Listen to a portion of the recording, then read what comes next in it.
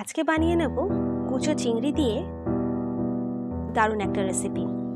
মাছগুলো ভালো করে ধুয়ে নিয়েছি, এরপর জল ঝরিয়ে নিয়ে বেটে নেব, কোনো রকম এক্সট্রা জল অ্যাড না করে।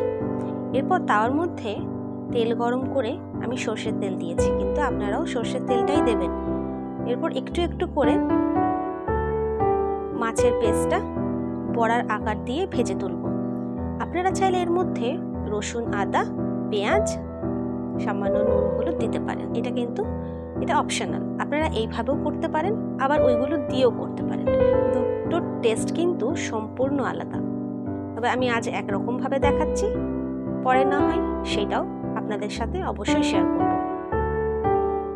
একদিকটা ভাজা হয়ে গেছে, এরপর অপর পিঠটা উল্টে সেদিকটাও ভেজে নেব। তবে হ্যাঁ, এই বড়াগুলো ভাজতে কিন্তু একটু বেশি সময় লাগে আর একটু বেশি তেলও লাগে। একটু তেল দিয়ে দিয়ে ভাজলে দেখবেন কি সুন্দর ফুলকো ফুলকো বড়াগুলো হচ্ছে। আমার এই রেসিপিটা যদি ভালো লেগে থাকে তাহলে অবশ্যই একটা লাইক, কমেন্ট এবং শেয়ার করতে ভুলবেন না। ভাজা হয়ে গেছে, এইভাবে সবকটা ভেজে তুলে নেব। কড়াই দিয়ে দিয়েছি সর্ষের তেল, তেল গরম হয়ে গেছে। তবে তার আগে কিছু গুঁড়ো মশলা অ্যাড করব। জিরে গুঁড়ো, হলুদ গুঁড়ো, নুন, লঙ্কা গুঁড়ো, চিনি। এরপর এটাকে তেঁতুল গোলা জল দিয়ে মিক্স করে দেব। দিয়ে দিয়েছি সামান্য সর্ষে ফোড়ন, তারপর অ্যাড করলাম মিশ্রণটা অ্যাড করে দেওয়ার পর কষিয়ে নিতে হবে।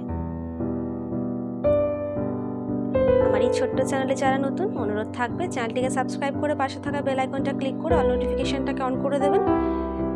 যে পরিমাণের বড়া রয়েছে তার প্রয়োজন মতো জল দিয়ে ভালো করে 3 থেকে 4 মিনিট জাল দিয়ে দিলাম ঝোলটা।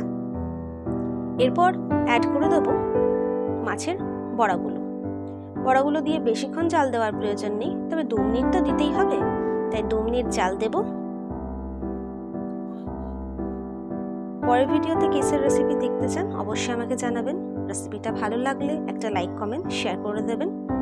জাল দেওয়া হয়ে গেছে, গ্যাসের ফ্লেমটা অফ করে ধনেপাতা কুচি ছড়িয়ে পরিবেশন করব গরম গরম ভাতের সাথে।